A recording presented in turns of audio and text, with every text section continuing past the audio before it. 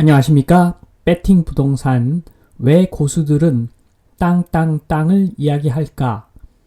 인플레 헤지는 땅만 가능 진행하도록 하겠습니다. 지금 그림을 보시면 어떤 부동산의 시간에 따른 가격 변화 그래프인데 파란색 그 선이 땅의 가격입니다. 파란색이 땅의 가격, 빨간색이 건물의 가격, 초록색이 두 가격을 합한 가격입니다. 합산한 가격.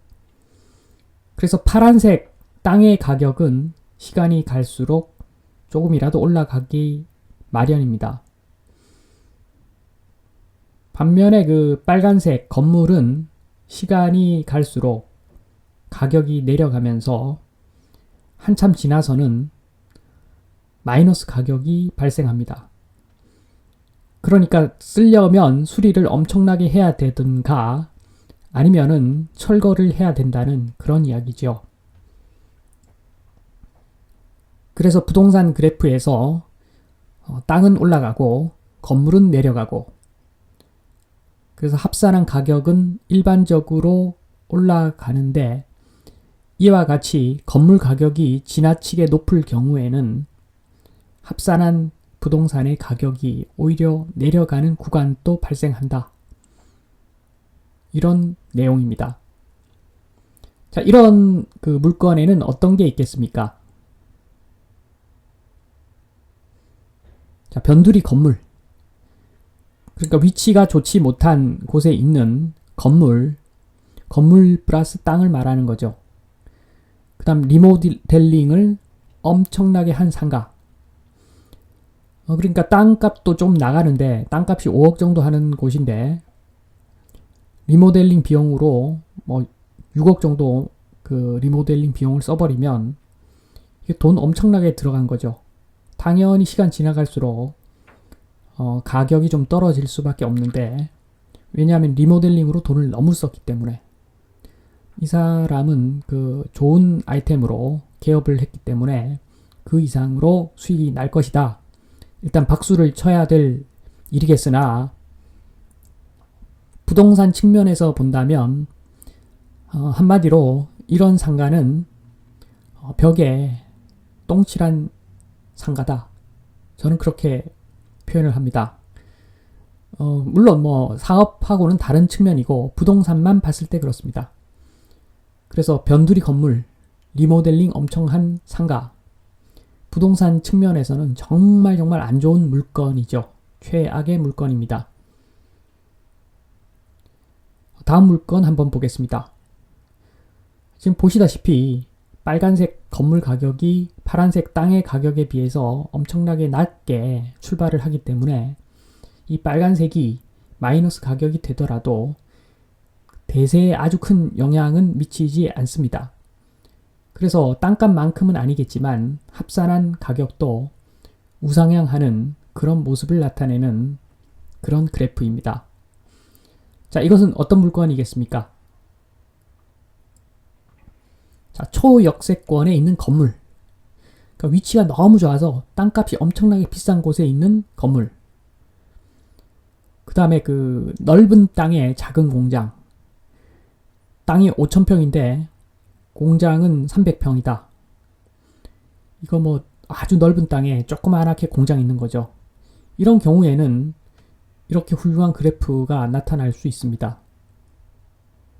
자, 그러면 지금 이것은 그 초역세권에 있는 건물, 한마디로 그 위치 좋은 데 있는 아파트가 이런 그래프 아니겠는가? 이렇게 말씀하시는 분이 있는데 일부 맞는 이야기죠. 일부 맞는 이야기. 그 그래프를 한번 보겠습니다. 참고로. 자, 그래프 모양은 같지만 해석이 좀 다르죠. 집합 건물, 그러니까 아파트와 같은 집합 건물로 땅은 대지권으로 소유를 하고 있고, 그러니까 땅을 지분으로 소유하고 있는 건물인 거죠. 땅을 지분으로 소유하고 있는 물건, 아파트. 그런데 요즘 짓는 것들은 용적률 다 찬 집합 건물들밖에 없죠. 거의. 그래서 처음에 사용 승인이 되면 가격을 100%다 지금 인정받습니다. 지금 시장 분위기에서는. 토건족의 승리죠. 실제로는 이렇지 않지만 토건족의 마케팅의 승리로 새 아파트는 지금 원래는 뭐 50짜리가 될 수도 있는데 그게 100원, 150원, 200원에 지금 가치를 평가받고 있는 게 지금 현 시장입니다. 그러다가 쭉 시간이 지나서 건물이 마이너스로 돌아서는 그런 시기가 오면, 한마디로 재건축을 꼭 해야만 하는 그런 시기가 오면, 그 시기에는 여기 거주하는 집주인은 아마 거의 없을 거고, 거의 상황이 안 좋아진 어떤 집주인이나 여기 거주를 할 것이고, 거의 대부분이 세입자가 거주를 할 것이고, 그 다음에 재건축을 해야 되는데, 예전에는 100세대짜리를 200세대로 지으면서 그 100세대만큼 분양하면서 그 돈으로 아파트를, 기존 아파트 철거하고 새로 짓고 도 돈이 남았지만, 지금 와서 보니까 200세대를 200세대로 지어야 되기 때문에 생돈을 다 내놓아야 되는데, 지금 여기에 그 주인들이 처음에 분양할 때와는 달리 못 사는 사람들 비중이 꽤 많기 때문에 돈을 낼 수가 없는 사람도 있고, 그래서 협의가 안 되고 지지부진한 상태가 아주 오랫동안 계속되게 되어 있습니다. 그러니까 그 건물이 노화돼서 철거할 시점이 오면, 그렇기 때문에 그 시기에는 그 땅값이 정상적인 땅 가격을 평가받습니다. 그러니까 뭐냐 하면, 집합 건물의 땅은 공유 지분으로 소유한 땅인데, 그 공유 지분이라고 하는 것이 일반 땅과는 달리 공유물 분할 청구 소송을 통해서 100%짜리 물건으로 변신한 다음에 팔 수 있는 기회조차 없는 대지권으로 그렇게 구분 소유된 그런 공유 지분 땅이기 때문에 인근에 있는 단독 물건에 비해서 뭐 40%에서 70% 정도 저평가를 받게 돼 있습니다. 이런 사실을 안다면, 사실 지금 화살표 부분에서 그 새 아파트 가격이 출발을 해서 조금씩 올라가서 지금 이 화살표 부분에서 끝이 나야 되는데, 그런데 지금 시장 분위기는 토건족 마케팅의 승리로 지금 100% 분양하고 나서 100% 이상 평가를 받고, 오히려 나중에 몇십 년 지나면 그때는 사람들이 상황 파악이 되면서 저쪽 화살표 끝으로 끝날 것이다. 그래서 오히려 지금보다 가치가 더 가격이 더 떨어질 수도 있다. 저는 이렇게 봅니다. 그리고 사실은 지금 말씀드렸듯이 지금 여기 화살표 여기서 출발해서 이쪽 여기서 끝나는 게 맞는데, 이것은 시장에 참여하는 모든 사람들이 저와 같이 이런 부동산 공부를 꽤 많이 한 사람들로 구성될 경우에 이렇게 되겠죠. 그리고 이 부분은 지금 사람들 다 인지를 잘 못하기 때문에 머릿속에 넣고는 있어라. 그래야지 지금 앞으로 그 전략이 그 머릿속으로 그려지는 겁니다. 그러니까 새 아파트를 뭐 구매하거나 분양받으면 10년 안에 팔아야 된다. 자, 물건이라고 하는 것은 다음 사람이 받아줘야 되는데, 그럼 10년 있다가 팔 때는 또 약간 진화된 사람이 또 물건을 받게 되어 있습니다. 또 그 사람은 자기가 나중에 물건을 넘길 것을 생각하고 또 구매를 하는 것이고, 그렇게 시간이 지나갈수록 지금 불리한 게임이 진행되기 때문에, 자, 새 아파트 들고 계신 분들은 10년 안에 정리를 하는 것이 맞다. 저는 그렇게 봅니다. 자, 그러면 어떤 땅을 사야 되겠습니까? 어떤 부동산 물건을 사야 되겠습니까? 그렇죠. 100% 땅만 사면 제일 좋습니다, 사실. 건물은 똥이니까. 그러니까 제일 좋은 물건은 땅이다. 100% 땅만 있는 그런 물건. 100% 인플레이션 해지가 가능한 아주 순수한 땅만 사는 것이 최고다. 뭐 물론 어떤 사람은 땅 사지 말라고 그러는데, 그건 땅을 모르는 사람 보고 하는 이야기고, 사기당하지 말라는 이야기를 하는 것이고, 땅을 조금이라도 알면 땅 사는 것이 최고다. 부동산은 땅이다. 물론 여기도 맹점은 있습니다. 그러니까 주택과는 달리 주택도 1주택은 괜찮죠. 1주택은 필수입니다. 왜냐하면 세제 혜택을 그렇게 많이 주니까 1주택자는 비과세이지 않습니까? 어떤 금액까지는. 그러니까 얼마나 큰 특혜입니까? 당연히 1주택은 괜찮죠. 그런데 그걸 넘어서면 결국에는 땅인데 그 땅의 문제는 그 양도세 폭탄을 맞을 수 있다는 거죠.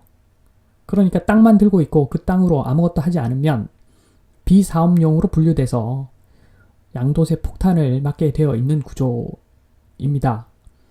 지금 그림에서 보듯이 거의 시세 차익의 반 이상 날아갈 수도 있는 거죠. 그래서 이 부분만 잘 해결하면 되는데 이것도 어렵게 생각할 필요가 전혀 없습니다. 결국에는 지금 화살표 부분 처음에 취득한 시점에 이 땅에다가 뭘 어떻게 해볼 생각을 하지 말고 시간이 지나서 충분히 가격이 올라간 시점에 그때 양도세에 대해서 생각을 해보고 그래서 건물을 짓거나 아니면 주차장을 만들고 그래서 계산기를 한번 두드려 보고 진행하면 마음 편하게 개발을 할 수가 있는 겁니다. 그래서 조금만 공부를 하시면 땅이 최고다.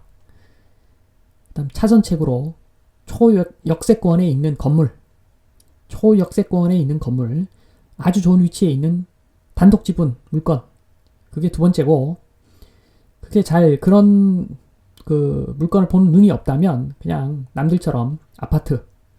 자, 그렇지만 아파트는 주의할 점은 빨리 치고 빠지고 이렇게 해야 되는 거죠. 안 그러면 낭패를 보고, 특히나 그 치고 빠지고 하는 것도 제가 보기에는 앞으로 한 10년 정도 남았다. 10년 이후에는 모든 사람들이 아마 우리나라 사람들 부동산을 잘 알기 때문에 공유 지분으로 소유한 땅을 가진 아파트를 나중에 그렇게 적극적으로 사려는 사람이 굉장히 적을 겁니다. 저는 벌써 아파트는 정말 거의 생각도 안 하고 있습니다. 저는